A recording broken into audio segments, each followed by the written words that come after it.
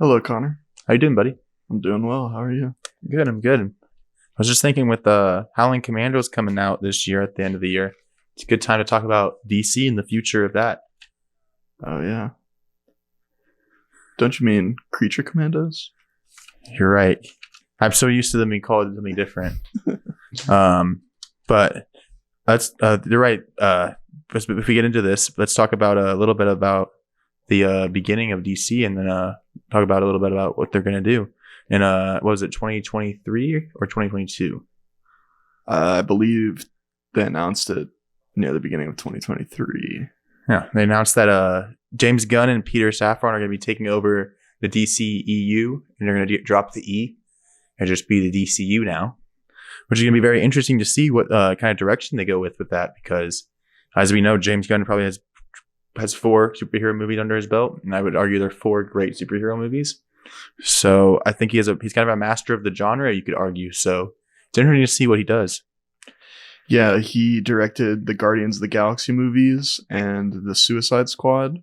The second one, not the first one. Yeah, the second one. The good one. Yes. And so, I mean, he is so good at taking twists and turns. Like, no one thought you were going to see Starro in Suicide Squad, right? So it's very interesting to see what he's going to do with that mind. And you got Peter Safran just kind of reel back in a little bit so he doesn't go a little over the top. But I mean, he hasn't really historically gone over the top. So it's really interesting to see what we're going to do with that. One thing I really enjoy is that in both animation and over in live action, actors have to play both roles.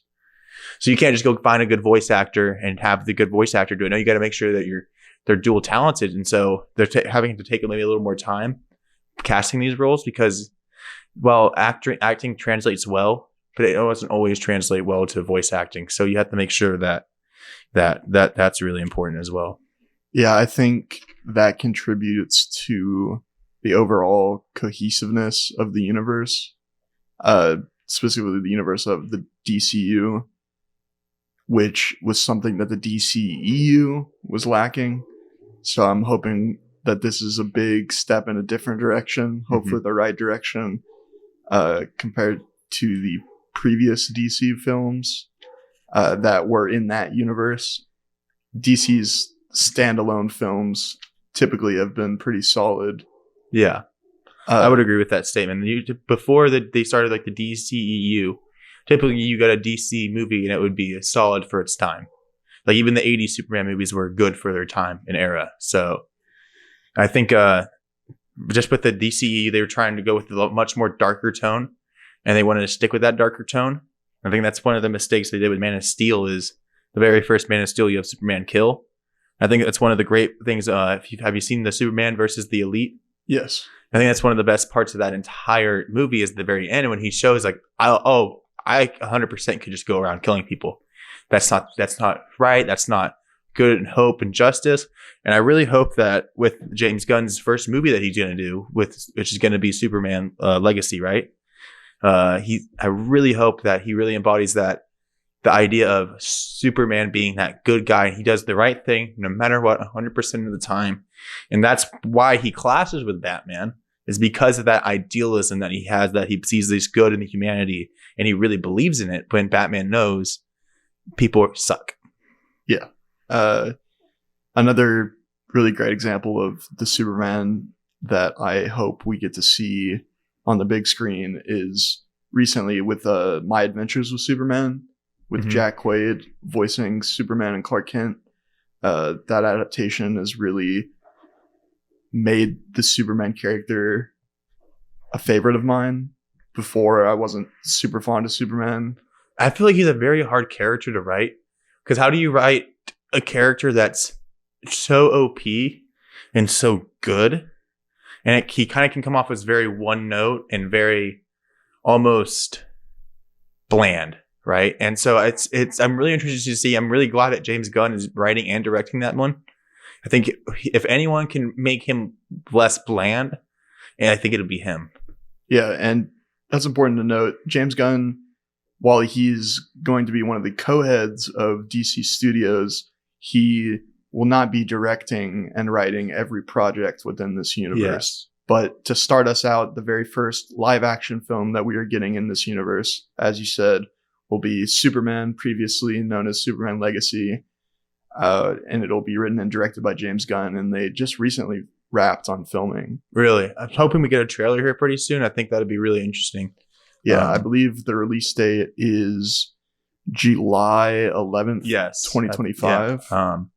And he said he's basing it off of the All-Star Superman series run. That little run by, I can't remember. Grant Morrison, I believe. Grant Morrison.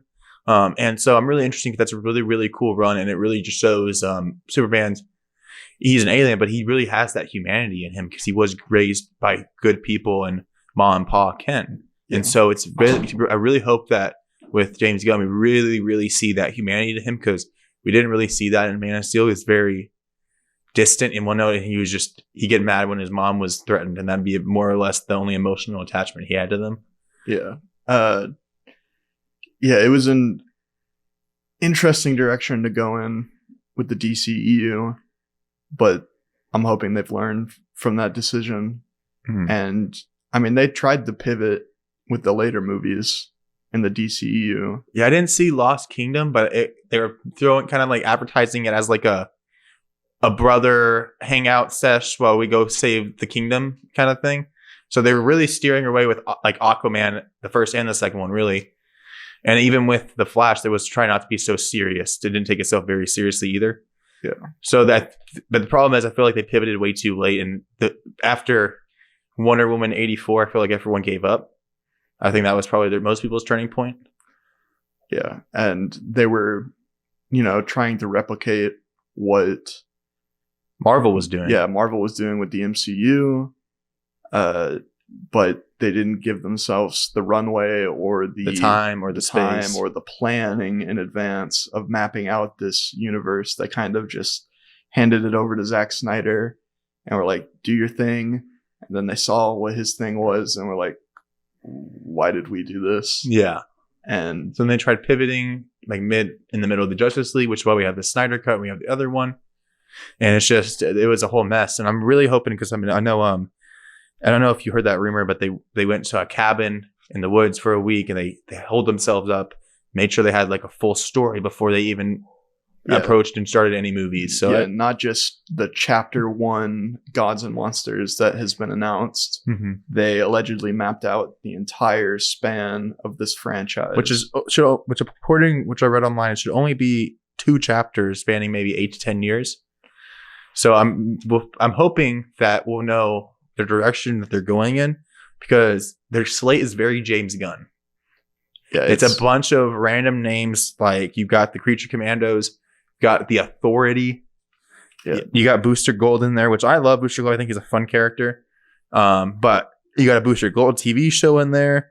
I mean, there's a bunch of just like little things. He's going to do Peacemaker season 2, and that's going to be in the DCU now. Yeah, there's going to be a Waller television show as well. Yeah, they're bringing Viola Davis back for that, which I liked her casting. I thought she did well. Yeah. But I haven't seen a bad Amanda Waller in live action per se. Yeah, I mean, I guess the only other live action Waller that I can think of. Well, there was one in the Arrowverse. Arrowverse. So I thought she did a really good job of being that hard, like kind of like, like she was very clear, like that there's results and you can spare people to do results kind of thing. But I mean, I didn't feel like, I feel like she's a very, not like, I don't say easy character to play, but I feel like she's a very simple. So I hope that with that series, they kind of flesh her out more and we get to see more depth to her than just the Argus. You know what I mean? Yeah, I think it's a character that can easily turn into somebody who's just evil for the sake of being evil. But that's not really who Waller is at her core.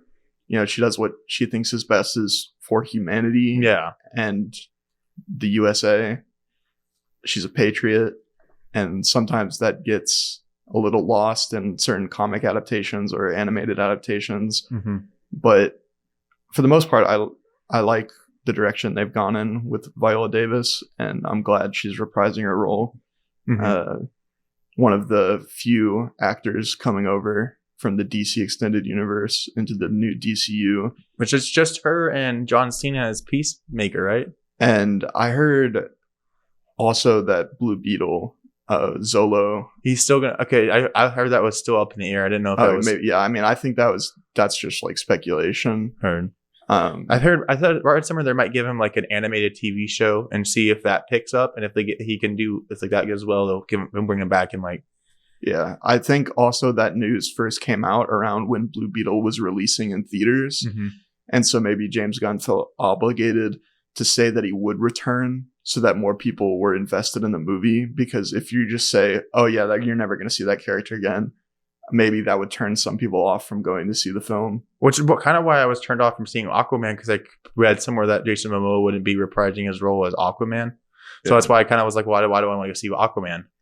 Yeah, and yeah, as far as we know, Jason Momoa isn't returning as Aquaman, but there's heavy speculation and fan desire that he might be as Lobo instead. For him to be Lobo. I like Jason Momoa, and he's got the look to play Lobo. So if that's the direction they want to go in, I'm all for it. But I do like him as Aquaman, though. But yeah, I mean, yeah, I guess his version of Aquaman is kind of already acts kind of like Lobo in a sense. Like he's very aloof and very powerful, but not too serious all the time. Did you watch Aquaman Last Kingdom? I did. Kingdom? Yeah. Did you enjoy it? No. Well, I'm glad I saved myself a trip. Yeah, I remember really enjoying the first Aquaman the first time I saw it in theaters. And then I rewatched it a few months ago, and it didn't quite hit the same. I haven't seen it. Do you think I should watch it on Max? I mean, if you got the time. Okay. All right, that's all I needed to hear. Yeah. All right. Well, I guess we could start going into some of the deep diving a little more into it. I really want to talk about Superman Legacy. I feel like that's going to make or break. You know, it's the first movie. James Gunn writes and directs it. If that's not good, I don't know if anyone's going to be able to be invested in anything else they put out. Yeah, technically, Creatures Commandos is the first project we're getting, but it's an animated television show. So a majority of viewers or the targeted fan base probably won't watch it just because the animated medium. It just has a niche. It's a niche kind of thing. It's a more niche community. And so, yeah, like you said, the first live action in theater film will be this next Superman movie. And like you said, it's very much make or break because the rest of the universe, this cinematic universe that they're building up to, is dependent on the interest and success that this first film generates. And they know, and I think James Gunn knows, they have to get the big three right. You got to get Superman right, you got to get Batman right, and you got to get Wonder Woman right. Because everything else, once you get them three right, then you can throw around your Booster Gold series that you're going to put out, right? Then you can put out the Authority movie that you're going to put out and stuff like that. So that way, fans understand that they know how to take care of these characters. So I'm going to go watch these other characters. That's why Guardians did well. The fans understood. Well, they did Iron Man well. Iron Man before that was like a C-list, right? He wasn't even like a main character from what I remember, right? So before the MCU, Iron Man wasn't even one of the headliners. So now they made Iron Man a household name because they did it well. And so if they can prove that they can do the big three well, then I'm 100% going to go see the Authority if Superman Legacy is good. Superman Legacy isn't good, I'm less likely to go watch that movie. Yeah, and we're seeing the beginnings of the Authority in Superman with the inclusion of the engineer, I believe. Yeah, I think that played by Maria Gabriela de Faria, and that's an Authority character. Not sure the extent of their role, what it's going to be in the Superman film. Plot-wise, we don't really know much. We do know we have a lot of different people that are already cast. We have Nathan Fillion as Guy Gardner, and we have a couple other people. I did not write everyone up, but we already have Millie Alcock as Supergirl for this Supergirl movie the following year. Yeah, Supergirl Woman of Tomorrow, which is based on a graphic novel of the same name, written by Tom King. And I believe Tom King is attached to write for the movie. That project is going to be directed by Craig Gillespie, who directed I, Tonya, Cruella, and Dumb Money. Okay. I haven't seen any of those. Me neither. Did he do Pam and Tommy too? Maybe. I'm not sure. I think he did Pam and Tommy too. But I think that's going to be a very interesting storyline because James going to talk about the contrast just between those two movies. We're going to see a very campy kind of open, like how do you say, kind of like just about caring, kindness, the American way, the true the Boy Scout of Superman and Superman Legacy. And then we're going to see Kara growing up on this space rock, going through space, having to find her way to Earth the hard way. And so it's going to be very contrasting. And I think that's going to be important for the DCU is setting those tones and making sure they're separate. Yeah. That's the hard balance that they have to strike. It's got to feel unique and contained and pertinent to each story that's being told, while also feeling in some sense that there's a greater importance to that project that will tie into future projects and the universe as a whole. And I mean, that's not how you should look at every film and every franchise as a way to lead to spin-offs and other, shows within that universe. But they've already said that they're setting out to build a cinematic universe. So if that's their plan, there's still got to be some sense of cohesiveness within each of these films. And as you said, looking at everything, it looks very disjointed, but that's kind of how James Gunn works, though. But yeah, as we spoke about before, he allegedly has mapped everything out. There's probably a bigger plan that we haven't seen yet. And I mean, there's very little details about most of these projects that isn't speculation or come from set photos, set leaks. Exactly. And there's a lot of things. I mean, you can say like there's a lot of things that are all over the place, but I mean, we have a Superman movie, we've got a Batman movie, we've got a Green Lantern TV show, and we've got a Wonder Woman TV show. Yes, but I believe the Wonder Woman TV show is pre-Wonder Woman. Is pre-Wonder Woman. So that's the only thing. Like how you brought, it's important to focus and nail DC's Trinity. I agree, but we're lacking Wonder Woman. I'm wondering if Superman does well, right? And then then what's next after Superman? I think it's Peacemaker and the Viola Davis Waller show. Yeah, they come out both. Those both perform well. I could see a Wonder Woman movie sneaking in here because they have a lot of TV shows. They don't have a lot of movies. Yeah, and for a chapter called Gods and Monsters, it seems like it'd be pretty obvious to have Wonder Woman involved in it. But, maybe that's a difficult thing to do after, the Gal Gadot 1984 did so poorly. Yeah. So maybe they're just hesitant. And even with her, I think there was an issue where she said she was coming back and then they had to say, oh, no, she's not. And so now that's just like trouble, like little touchy waters.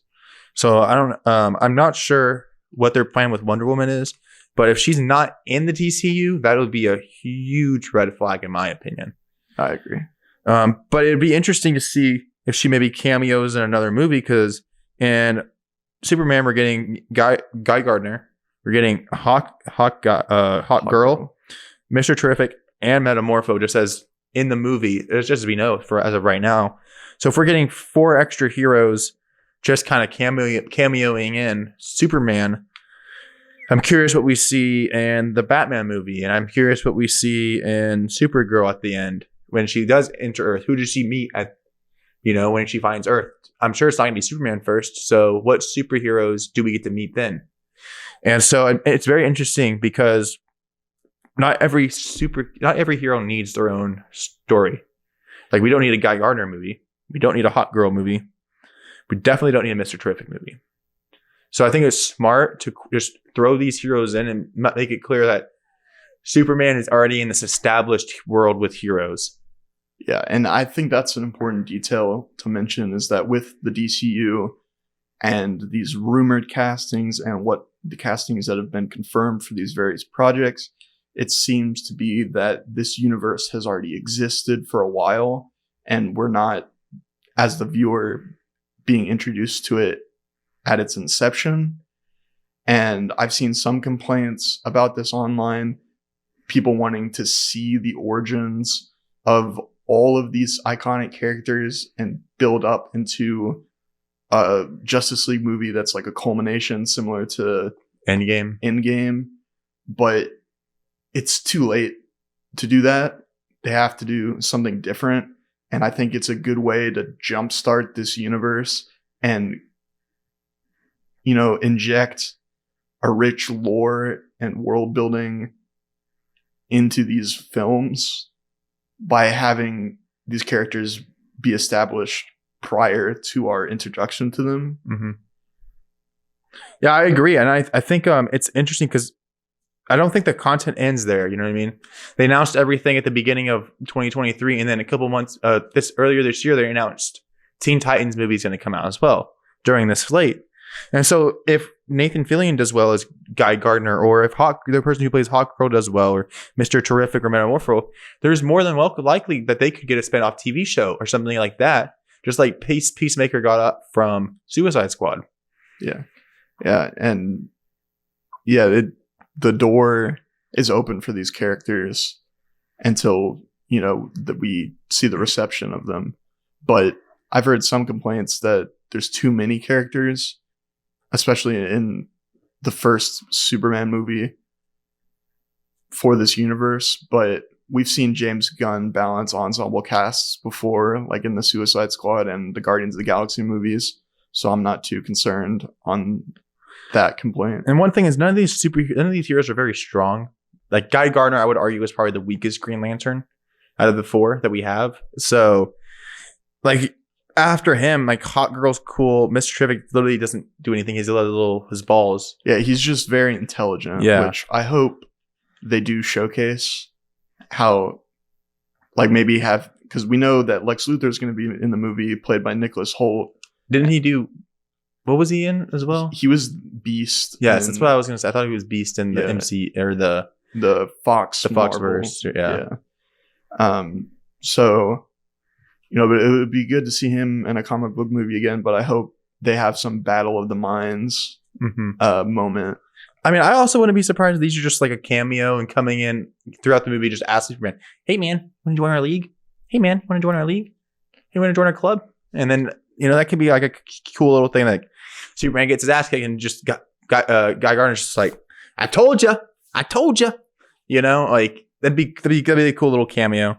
But I don't know. It'd be very interesting to see what they're going to do and how he's going to juggle those four and how much screen time they really get. If they're just going to be cameos or they're going to be actually integral to the story. Yeah, I mean, that's true. We know they've been cast and there's been some set photos, I believe, of them in costume.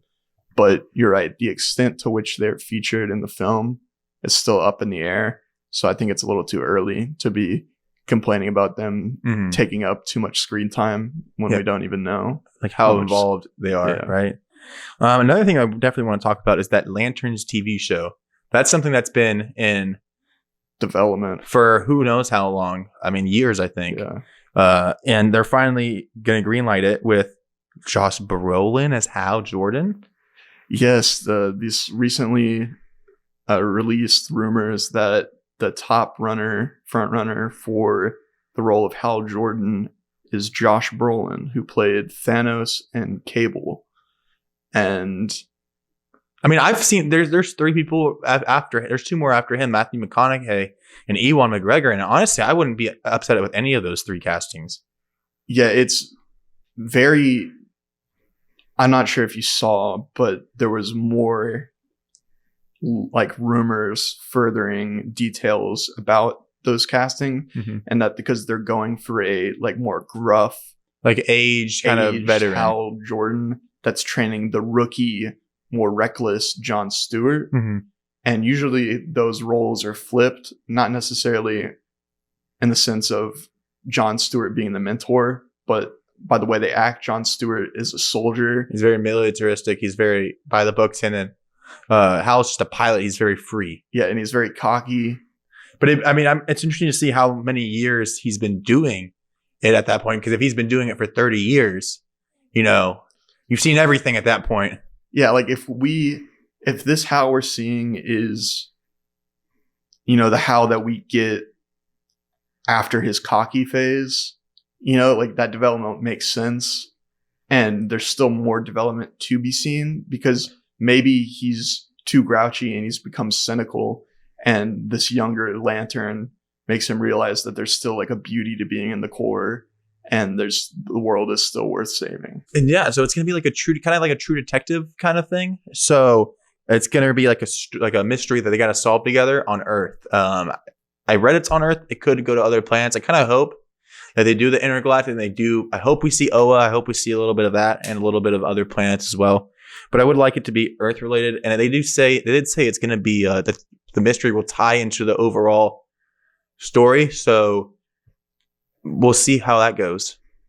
Yeah, I mean that rumor speaks to our desire for these films to, connect to something greater, or at least our hope that what looks to be random properties is actually part of a bigger plan.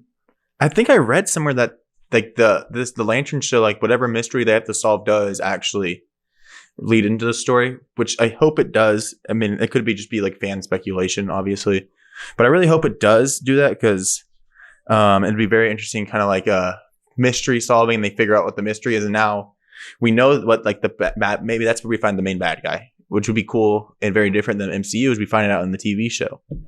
Yeah, I'm interested to see how these television shows, both live action and animated, and these live action films, how they go about the connected universe and expanding the story, opposed to how the MCU has done it, or Star Wars with their Disney Plus shows. I'm hoping more thought goes into these Max shows, and they feel essential to the overall narrative instead of just filler. Luckily, they're releasing on Max, and HBO typically has a good track record of producing quality content when it comes to live action shows. Obviously, Game of Thrones comes to mind first when I think about it. But I'm interested to see what they do with that, and I'm very interested to see The Authority. I don't really know much about that. I assumed you have a little more to talk about that. Yeah, well, I mentioned it earlier. I know the engineer that will appear in Superman is a member of the Authority. I really only know about two characters from the Authority, Midnighter and Apollo. They're kind of like, I mean, I don't want to say that they're copies of Batman and Superman, but they're similar archetypes. Like you have the darkly dressed fighter, brawler, and then you have the brighter colored, super powered being in Apollo. And they've got really sick designs, and I'd be interested to see them in live action. But I don't know too much about the Authority. Yeah, what I've read is they're kind of just like a no fucks given. They don't care. They don't see like the bringing people to justice. They will cross that line and kill if they feel that's necessary. So they don't really hold themselves back by like societal norms and stuff like that. They're a Justice League that's willing to do what the Justice League is not. Yes. So it'll be interesting to see how they clash, because I would hope that maybe we see Superman in that and they clash a little bit in that eventually. I know there's a recent comic line with Superman building the new Authority and like the current continuity of the comics. And so maybe this version of the Authority will be inspired by the original comics and this new run that was more heavily tied in with Superman. And then the next project we can talk about is Paradise Lost, which is going to be the kind of like the prequel series for Wonder Woman that they're going to release, which we kind of touched on earlier. But it's going to be kind of like a Game of Thrones drama-esque. It's going to follow. There's a comic line about a civil war on Themyscira. I can't remember the name of it. Yeah, I don't recall, but yeah, it's gonna all be set in Themyscira, and as you mentioned, set before the birth of Diana. I wonder if she's gonna be the daughter of a god or molded by clay in this universe. Yeah, it'll be interesting to see what they do with it being titled Gods and Monsters. They're kind of hinting at her, but I mean, but for me, when I see Gods and Monsters without her having a movie, I'm thinking now Superman and Batman. So your god is Superman, obviously, and your monster is Batman. So I mean, I'm guessing that's what they're kind of playing at. But I agree that the Wonder Woman content's a little lacking just with that show with people we don't know or care about particularly that much. Yeah, because I mean, I imagine Hippolyta is going to be in it, but lesser known Amazonians, I'm not sure how much people are interested in that now. But maybe once the show releases and it's got a good script and it's well made, maybe we'll become interested in these characters. But on the onset, I'm not super hyped about a prequel series before we even get an introduction to Wonder Woman in this universe. And I agree with that. I definitely can. I can definitely see that. And it's very interesting that they decided to do that. And I'm interested to think maybe they just need another TV show to put in there. I hope that's not the case. That they're just putting content out there just to put content out, and it's a very well thought out thing. Another next thing that we can talk about is Booster Gold. We don't have much about that, but when we do know, it's kind of going to be like a comedy kind of series, which makes sense with him. He literally is a joke of a superhero. Yeah, and for a while, it was rumored that Kamal Nanjiani was going to play Booster Gold. He was seen with the cast of Superman at the Olympics, I believe. Mm-hmm. They all went to an event together, and there was rumors online for like a week that he had been cast, but he's come out and said that he hasn't.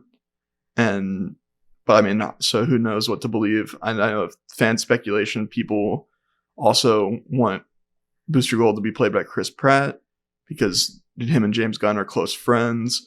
And he did say he was going to bring people over anyways as well. So I wouldn't be surprised if we brought Chris Pratt over. Now that Chris Pratt's more or less done with the MCU with his send-off in Guardians 3. Yeah, I imagine kind of off topic, but I imagine most of the Guardians are, as we know them, are done with the MCU and open to returning to the DCU to work with James Gunn again.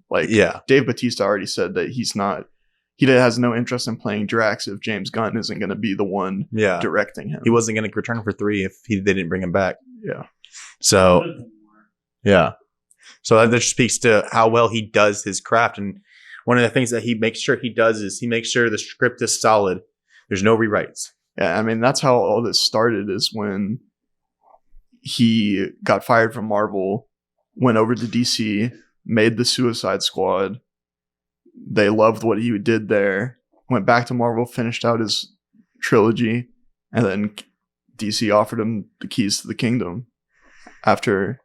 Which, with his track record, I don't know why you wouldn't. It's a very good decision, in my opinion, and I'm very interested to see what he does with it, because this opening track record looks good, in my opinion. There's a couple, but I think that's what James Gunn does. He's a kind of guy. Yeah, I mean, I think Creature Commandos is definitely one of those ones where you're like, but so was Guardians of the Galaxy before that came out. So, yeah, exactly. And we're gonna see Rick Flag Sr., played by Frank Grillo, in that show, and he's also going to be in Superman, so that he'll be the first character to do both, which is. Well, I think cool. I think Viola Davis will be. Well, I guess because her live action will come out after, I guess. But I think she's going to be in Creature Commandos as well. Yeah, I believe she's in the trailers. Yeah. So, but yeah, it'll be very interesting to see. I'm very interested to see if they get like Superman and Batman. Like, I'm guessing they have to, but I'm interested to see if they go to the animation as well with little stuff for them. The one thing we have not talked about as far as the mainline stuff is that Batman movie. Yes, called, or at least for now, called The Brave and the Bold. Which I love that title. I think it's very clean. And not putting Batman in the title, I think just leaving it The Brave and the Bold was very clean. Especially when we're still going to be getting the Batman movies by Matt Reeves. It's a great way to differentiate the two. Yeah. And another way to differentiate them is the inclusion of Robin in The Brave and the Bold, which allegedly is going to be focused on Grant Morrison's run on Batman. But this will be the inclusion of, it's all speculation, but Damian Wayne Robin. Mm-hmm. And so again, I've heard gripes where it's like, how are they already going to skip to the fourth Robin and have this older Batman? That's the point, is that it's going to be this universe, which you talked about earlier, is it's a universe that's already established. It's not a universe that we're starting with, like with Iron Man, where it started with Iron Man. No, it's going to start a bunch of years ago. It's always had heroes. You know what I mean? Yeah. They're going to hit the ground running because they need to, kickstart this universe. They need to breathe life back into the DC brand. And I think this is the best way to do it. Yeah, I agree. And I think the Batman movie is going to be really cool. I mean, it's Batman. They're usually pretty good. They're very rarely terrible, except for, Arnold Schwarzenegger. It's fine. He still has the suit.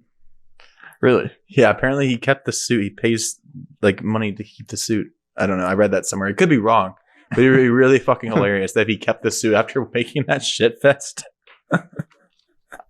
I mean, regardless of the quality of the film, if I got to play a character in a Batman film, I'd probably be pretty nostalgic over the outfit as well. Yeah. And then the last thing on the slate is Swamp Thing. Directed by James Mangold, who directed Logan, Ford vs. Ferrari, and the recent Indiana Jones and the Dial of Destiny. Which we've already spoken on the channel that I'm not particularly thrilled with that last one. But Logan is one of the best comic book movies of all time. Exactly. So my friend Sam argues that it is the best. Exactly. And so very interesting to see what they do with Swamp Thing. I read somewhere it's going to be kind of like a horror-esque superhero movie exploring the origins of Swamp Thing. So I'm very curious to see where they go with that. Yeah, and I believe it's going to be inspired by Alan Moore's run on Swamp Thing. And Alan Moore wrote Watchmen, which is what I would consider to be like the ultimate graphic novel. And so I think we're in good hands if they lean on the source material. Yeah, with all the directors they have with signed to all these projects, I mean, there's a lot to be excited about with their past projects and what they've done with superhero movies in the past. And so it's going to be really interesting to see what they do. And if they can push through this upcoming fatigue that we're having right now with superhero movies. Can Superman Legacy reset the superhero fatigue? That's going to be one of the biggest questions. Yeah, it really is, because, I've been watching all of these superhero films as they release less and less now as time has passed. But I don't believe it's because, for me personally at least, I don't believe it's because they're about superheroes. I love superheroes, comics, and any medium. I've just grown tired of the same formulaic plots and characters and want something new within the genre. It's not the genre itself, but how it's been executed for me. Mm-hmm. So, and based on this slate for all these mainline universe movies, I think we're going to get something different. Yeah, I agree. Do you want to talk a little bit about Elseworlds? I think the Batman Part 2 comes out next year. Yeah, sure. So there's still going to be projects that will not necessarily tie in directly to these main movies. And James Gunn has aptly named them Elseworlds projects. And like we mentioned earlier, one of those projects will be the Batman Part 2, which is slated to come out in October of 2026, which is quite a ways away, but it's directed by Matt Reeves. It's going to be the second in a trilogy. Second of a trilogy. James Gunn is letting Matt Reeves do what he wants to do, not interfering, which I think is the best thing he can do. Yeah, I think with those Elseworlds projects, you can keep a little eye on them, But I really feel like you just let those people roll with them because you need to put all that focus on the main storyline right now. And that's what we need to be worried about. Yeah, like the Elseworlds are fun, not in continuity, standalone stories that like the Sonyverse. Like the Sonyverse, exactly. That you can explore different pockets of the DC universe without being hindered by continuity. And I think that having the Elseworlds opens you up to all these different storylines. And that's one of the things I really like about DC is Marvel has their multiverse thing going on, but DC really does a really good job with the multiverse and all these Elseworld continuities. I mean, we have the Nazi Earth where all the heroes are Nazis, right? And then we have the world where the Justice League took over the government and now they run the world, right? And then there's so many different things that we can, little pockets that you can explore. Like, I think there's one where they're all like dinosaurs and shit. You know what I mean? Called Jurassic League. Yeah, I believe. And so like there's so many things you can do with their Elseworlds, and I feel like letting just people go, and that's where you let your people go, and you stay focused on your main line. Yeah, I agree. And I mean, an example of that, we're getting Batman Azteca, which is an Aztec Batman animated film, where a Aztec child loses his parents to conquistadors and goes on a quest of vengeance. And so you can have a fun story, animated story like that, and not have it tie into the greater universe and still tell a compelling story, which I think is really cool. I agree. And I was really worried when James Gunn took over that we were going to stop getting those one-off animated movies. Because those are honestly my favorite part about the DC is that we get all these very quality animated movies, from The Dark Knight Returns to the All-Star Superman movie to even The Killing Joke. Right, we don't talk about The Killing Joke. But there's so many good little. I mean, they even had their own little shared universe at one point in their animated medium. So I was really worried that we weren't going to get stuff like that anymore. And so really happy that they're still going to continue with these Elseworlds Batman storylines, which are really fun to just explore. Yeah, I agree. These animated films I watched as a kid and watched them again as an adult, and they still just make me feel so elated with joy for these characters. And so to see some semblance of what DC has done in the past with their animation in live action is really what my dream is and hope is deep down. Because I always felt like DC was always beating Marvel in the animated movies section. Marvel, they had the little run in the early 2000s and the middle or like the 2010s with those couple movies. They had like an Iron Man animated, a Hulk animated, but DC's always owned that animated movie section. And I also personally feel like they've always owned that TV shows as well, right? The Arrowverse was huge. They spent like 5-6 spinoffs off the Arrowverse. Yeah. Right. I mean, maybe probably 3 too many. But still, like there were so many spinoffs off the Arrowverse. And what did we get from DC or Marvel? We got Legion. Daredevil. We did get Daredevil. So we got Daredevil, and then Punisher.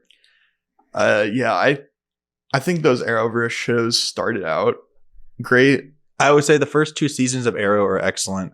The first 2 seasons of Flash are good. Yeah. After that, they get wonky. After that, they kind of fall off and they become very formulaic. Yeah, I think at the time of those releasing, DC had the grip on television, but once Marvel Netflix shows came out, like Daredevil and The Punisher and just the first season of Jessica Jones, that was like a whole nother breed of television, in my opinion, for like the superhero genre. Heard. But I definitely agree with you on the fact that when it comes to animation, DC has been king and will hopefully remain. I mean, even talking about animated shows, you had the Tim Bruce. Yeah, Bruce Tim. Bruce Tim. The Batman the Animated Series, Superman the Animated Series, Justice League Unlimited, Batman Beyond, Static Shock. There's Teen Titans, first Teen Titans. Yeah. So, I mean, they really own animation. And so if they just take those storylines and are able to translate it well, I really feel like they have a good shot of... They're never going to be Marvel. Let's be real. It's never going to be that scale. But, if they put things together, their Dark Side movie could make $1 billion. But they have to understand that not every movie until then is going to make $1 billion. Yes. Yeah. And hopefully the budgets of these films aren't absurd. And hopefully these films aren't failures. As fans of DC, we want them to succeed. But to do that, they're going to have to go in a different direction than Marvel and not try to replicate what they did, which is how the DC extended universe failed. Mm-hmm. I think the Batman has less than half of the budget of Ant-Man 3. And look at the difference in quality. Bigger budget doesn't always mean better film. Yeah. I mean, the Batman, I just saw it recently when they re-released it in theaters for a day. And so I saw that again, and that movie's beautiful. And I'm super happy that James Gunn is just letting Matt Reeves do what he wants with his universe. We're getting the Penguin show later this year, with Colin Farrell as the Penguin reprising his role. And, you know, you can do these fun mini contained universes within Elseworlds, or you can just do one-off movies. And then you have your mainline movies. So there's a lot of variety, and I believe it'll contribute to some hopefully great stories being told. I agree. Will, is there anything in particular you're looking forward to in part 2 of their Ooh. Chapter 2? Let's see. Anybody you want them to pull out of the bag? Because you know James Gunn likes to pull people out of the bag. I have one. I'll give you one. Okay. I want to see a Plastic Man live action. Okay. Yeah. No, that's a good pull. That's out of nowhere, right? I don't want to see Elongated Man. I don't want to see that little purple fuck, all right? I want to see my boy Plastic Man. Yeah. He's awesome, right? He's a fun character. You can have him like a little comic relief role in like a second or third Batman movie. I think he'd be a really fun like character in the background, just like popping it out just to be a dumbass. And I think that'd be a lot of fun. Do a Plastic Man in what? Do you know what kind of tone Brave and the Bold is going to be? I believe it's going to be more serious, or like more serious than the show of the same name.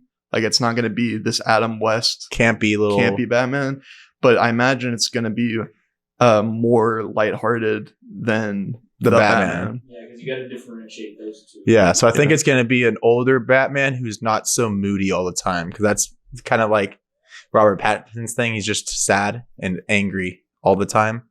And I think this guy's going to be like 40s, in his like 30s or 40s. And, you know, he'll already gone through a couple Robins. So he already has that understanding of how to be a dad to someone. You know what I mean? That's one of my favorite parts about the Son of Batman and the Batman versus Robin is whenever Bruce is trying to connect with Damian, and he wasn't able to do that with Dick. And I think it's very interesting. You'll see that character growth already in Batman, and that he's not that young.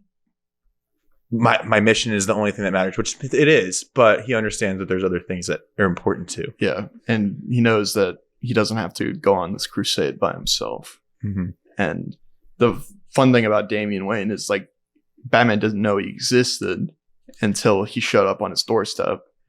And it's kind of a reverse role with Damian whenever Bruce starts his Batman with Alfred, where Alfred's trying to open Bruce up and not make him be so angsty all the time, because Damian's this little assassin boy.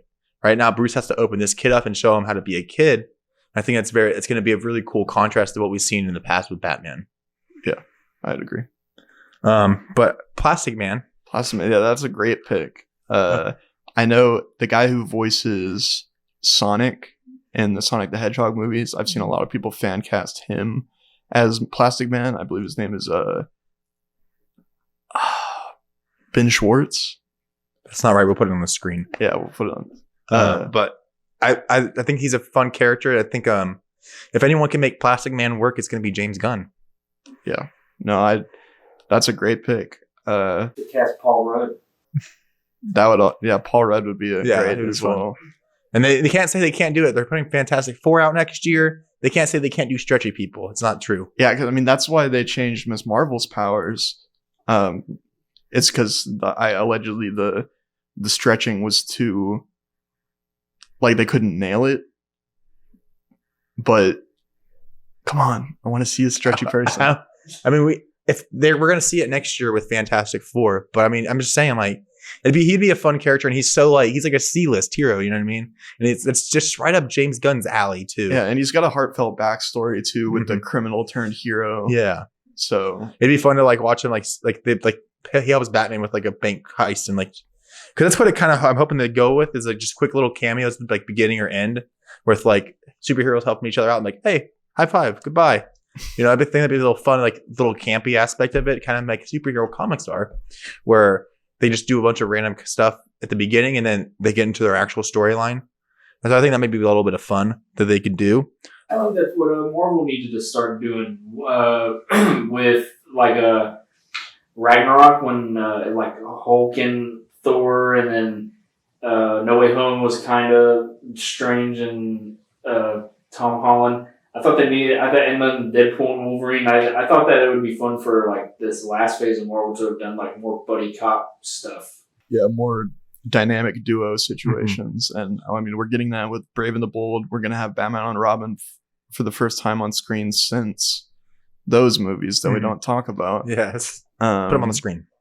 And so, and then Superman is obviously seems like it's going to be, or maybe an ensemble, and Creature Commandos, another big group.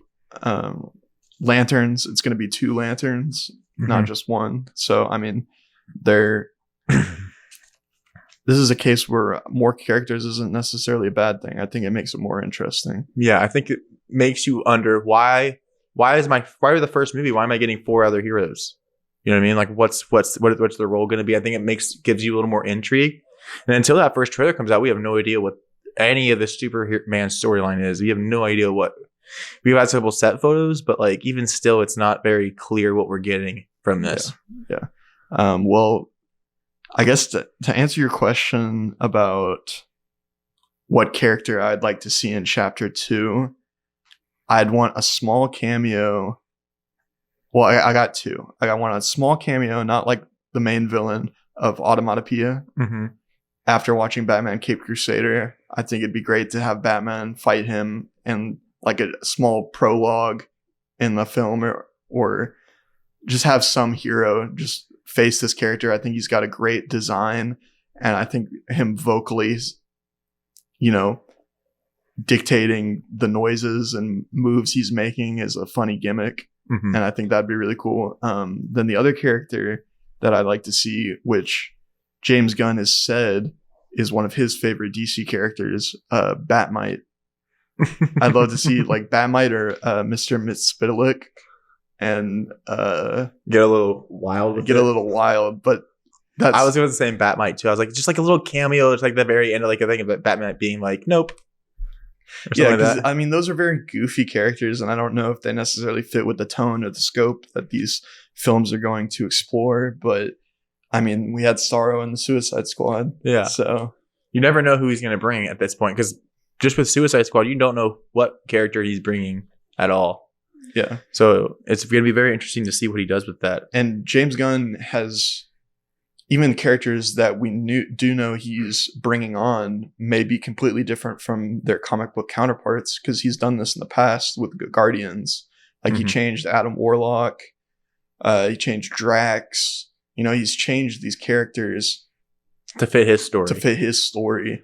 And so, you know, I'm interested to see what direction he goes for some of these leads. Mm-hmm. I really hope in part 2 we bring Aquaman back in some facet. We bring in Martian Manhunter. We bring in a couple like those big heads. But I really hope that we keep going and we getting these obscure characters like Steel. We can get a Steel, or a Stargirl could get another show. I watched that show. Very mid. Hard mid. Imagine if superheroes were teenagers. All right. Imagine if the JSA were reincarnated as teenagers, and that's basically their TV show. It's so mid. But I think that's a fun character with hair and stripe. And I think there's a bunch of like those little characters. Like there's a cowboy in DC with the 6 shooters. Yeah. You know what I mean? Like, he's just a hero that just goes around saving people. You know what I mean? There's so many like little obscure heroes that James Gunn has to offer in DC, and I hope that he really does what he does best and makes them great.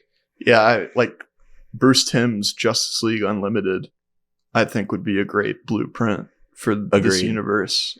Like, each episode was there was an overarching story, but for the most part, each episode was a little featurette on certain characters. You had a main Justice Leaguer, like there was one with Wonder Woman, and then she had Hawk and Dove with her. Yeah. So you got to you had Wonder Woman, so everyone was fan service and happy with her. But then you got to meet Hawk and Dove, and everyone got introduced to these new characters. And I think that's a really great, which is what hopefully they're doing in Superman, is you have Superman, and you have these lesser known characters like Metamorpho and Mr. Terrific are very well known. Mm-hmm. And so I'm very interested to see. It's going to be cool if they do this well. Yes. And they introduce these characters as kind of like, here's this character. Do you all like him or not? If you like him, we'll do more. We can probably do more with him, and it'll be really cool. Yeah. Okay. So we got a breaking news alert on The Batman Part 2. It's going to dig into the epic story about deeper corruption, and it goes into places he, being Bruce Wayne, couldn't even anticipate in the first film. That's a direct quote from Matt Reeves. Matt Reeves has revealed some details for The Batman 2, and the film will begin filming in 2024 with Robert Pattinson as Batman and Colin Farrell returning as the Penguin. The Penguin series that we mentioned earlier will serve as a direct lead-in to the movie, directly connecting to the sequel's plot, and the new film will delve deeper into Gotham's corruption, expanding on themes introduced in the first movie.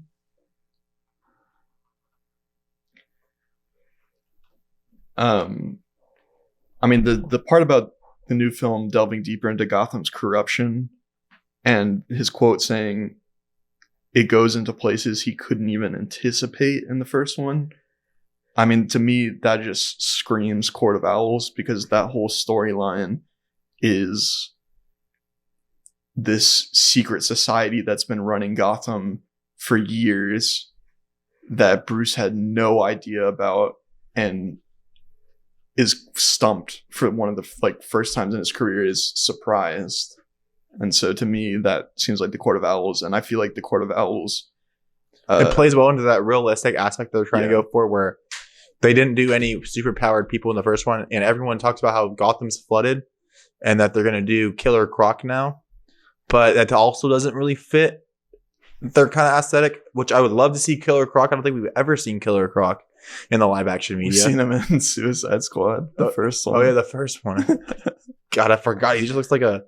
He looks. He won. They won an Oscar for that makeup.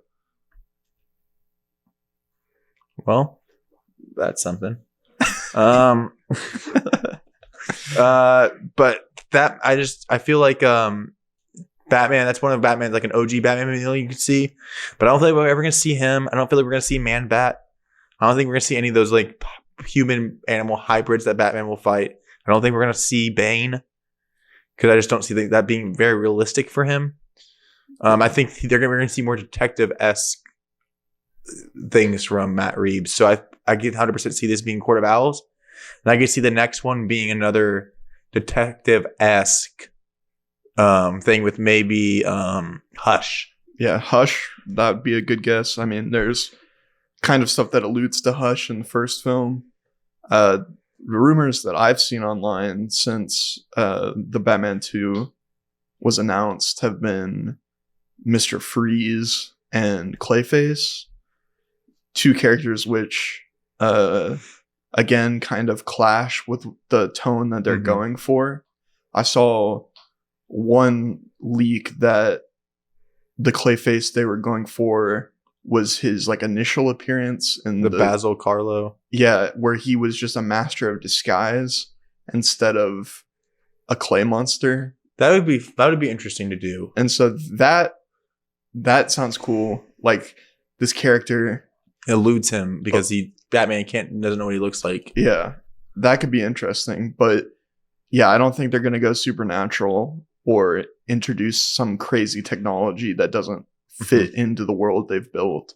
And Matt Reeves has come out and said that they don't plan on doing anything Gentleman Ghost like or anything like that either.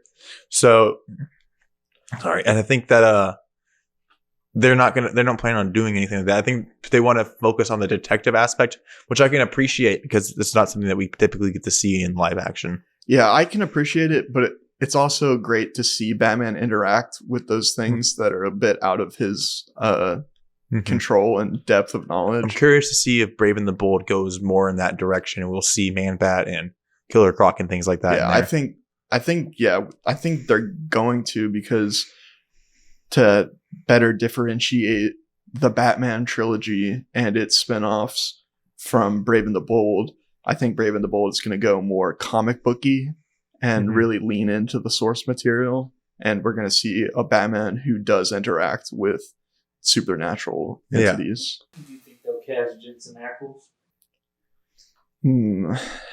I really don't know who they're going to cast. I don't want them to cast Jensen Ackles because I want him to just be my soldier boy. Oh yeah. Yeah, I mean, I don't feel like any actors from The Boys should do regular superhero shit, except for Karen Fukunaga. She already did one.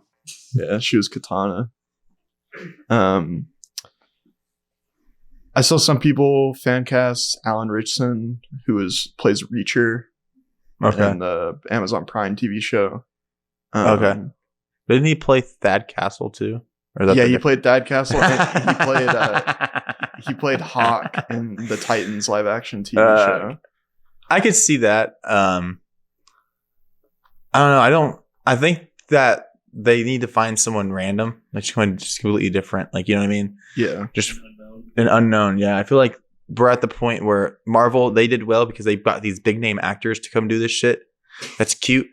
All right. But you can pay these people less money. Right. And then you can make the movie actually fucking good. Yeah. One fan cast that I've seen online that I kind of like, but can't really speak on too much because I haven't seen him really act in that many movies, is Scott Adkins. He's a stuntman primarily, and he's helped on all the John Wick movies, and he was in the latest John Wick movie, John Wick 4. He played the big like Russian guy. He had a prosthetic fat suit on, but he knows martial arts, and so if they want an actor who can do his own stunts and make the fight choreography look really solid, they could go with him. I think that's pretty important for Batman. I feel like having someone else in the cowl kind of diminishes it from it, in my opinion. Yeah, so I'd be interested to see that. The one thing that worries me about The Brave and the Bold is that as of now, the director is Andy Muschietti, who directed The Flash. I did see that. That was making me spooked as well. He made the It movies too, and he's doing the It prequel series, Welcome to Derry. He has certain talents as a director, but he tends to do like big popcorn stuff. And I think that's why in The Flash there was a lot of attention to detail with that Michael Keaton Batman fight. You notice that? Yeah, I mean, the Batman stuff in The Flash, I didn't mind. And this is a movie about Batman. So maybe that'll translate and well. I like the first It movie. Haven't seen the second one. He does go big and over the top with the CGI. So, I don't know. Yeah, and seeing hearing that, it just makes you think, oh, we're getting Killer Croc now. Yeah, and Man-Bat, like you said. I mean, which I hope we do. I hope we get these characters that we haven't ever seen, because, you know, Mr. Freeze is fun, but we've seen his backstory in several different mediums before. And I think it'd be cool if we kind of had, what's the name of the Man-Bat guy? Kirk Langstrom. Kirk Langstrom, right? And I think it'd be really cool if, like, he's not Man-Bat, but he is the bad guy, and he's making these creatures. Like, he makes Man-Bat, he made Killer Croc. And, you know, I can't name other ones off the top of my head, but I know he has a few other, like, animals. Yeah, they could change the origins to where they're all creatures created by this mad scientist or something. Yeah, and then Batman's just having to fight these creatures out in the streets, and it's just different from what he's been doing, because he's always had to fight real people. And I don't know, there's things that you can make it so Batman, even at like 30 to 40, has growth. Yeah. I don't know if you saw this, but Sam mentioning how he doesn't believe that the boys actors should reprise their roles in DC, or not reprise their roles, but appear as any DC characters. I saw a rumor yesterday, I'm not sure if you saw this, that a Sergeant Rock movie is in development with the director Luca Goyach. I don't know how to pronounce this. Put it on the screen. We'll put it on the screen. He directed Challengers, Call Me by Your Name, Bones and All. And Sergeant Rock is like a military World War II soldier. And there's a really interesting short in, I believe, Constantine House of Mystery. That animated film is like 5 short animated films, and one of them's called Sergeant Rock, and Sergeant Rock is tasked with commanding the Creature Commandos. And so it's like a little 15-minute Creature Commando and Sergeant Rock animated short that I thought was really interesting. And Carl Urban voices Sergeant Rock in that short, and he plays Billy Butcher on The Boys. And I think Carl Urban in live action as Sergeant Rock would be really cool. I'm not familiar with Sergeant Rock. What kind of it's just like a World War II vet kind of thing? Yeah, DC Comics used to have a series about him and his platoon. Oh, okay.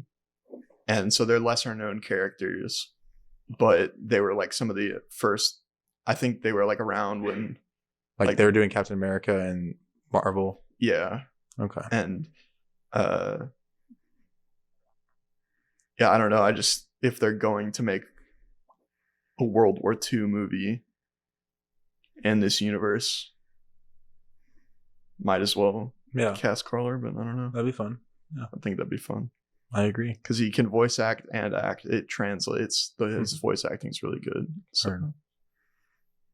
Well, I don't know if you have anything else to talk about. Well, I think that we pretty much covered pretty much everything DC's going to come out with. Sure. Another Elseworld movie that we did not mention is the sequel to Joker Folie à Deux. Comes out October 4th. As of recording this, it is September 4th. It's not doing too hot. It's not doing too hot. The review embargo for critics lifted, I believe. It's weird they lift it so early. Yeah, I had the same. Especially if it's not positive. Yeah, IGN gave it a 5 out of 10. Metacritic is sitting at like a 55. I think on Rotten Tomatoes it's like a 59 right now. Yeah, it's interesting. Yeah, release these reviews so early. I saw one headline for a review that said it's bad on purpose. And what does that mean? I don't think they can make bad movies on purpose anymore. I don't think Hollywood can afford that. Yeah, so I'm kind of just rolling my eyes. And I mean, it's a musical. It's a musical. And so I'm not really looking forward to seeing that. But if you guys want us to talk about it for the channel, I guess we'll go see it. We'll sit through it for y'all if y'all need us to. I'll give it this. It's something different for the genre. I feel now like after the first one, they should have made him like become the Joker. Now it's just like this Elseworlds character that's not actually the Joker, just some crazy fucking dude. Yeah, Todd Phillips wears makeup. That's the director, right?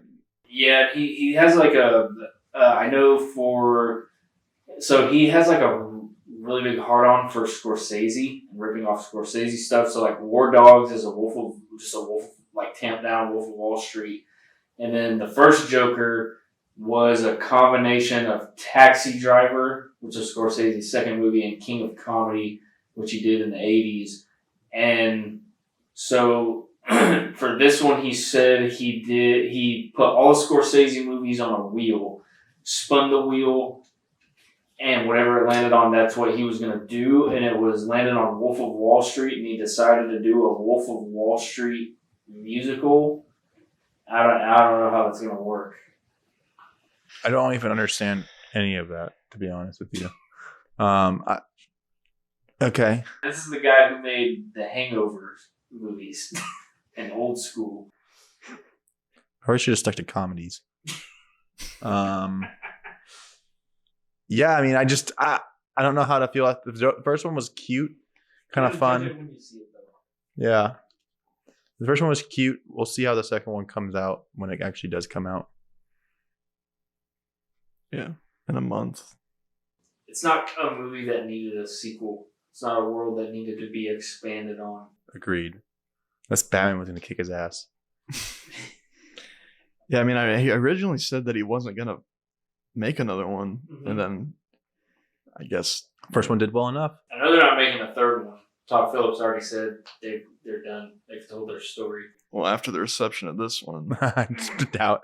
I bet they were making it and they're just like, well, this fucking shit sucks. But we already said we're making it. Fuck, we gotta put it out. I'm sure it'll be a very nice looking, technically well made movie. But I'm sure the story and characters are probably gonna throw people off. Yeah, I don't want to see Joker sing. Me personally. Yeah. Well, if that's all we have today, I don't know if you have anything else left in your notes. No, I guess that just that My Adventures with Superman and Batman Cape Crusader are both coming back for another season. So season 3 and season 2. Yeah. Really excited about season 2. We'll have to do season 2 again. Yeah, definitely. So, alrighty, guys. Well, thanks for listening. We'll catch y'all next time. Later.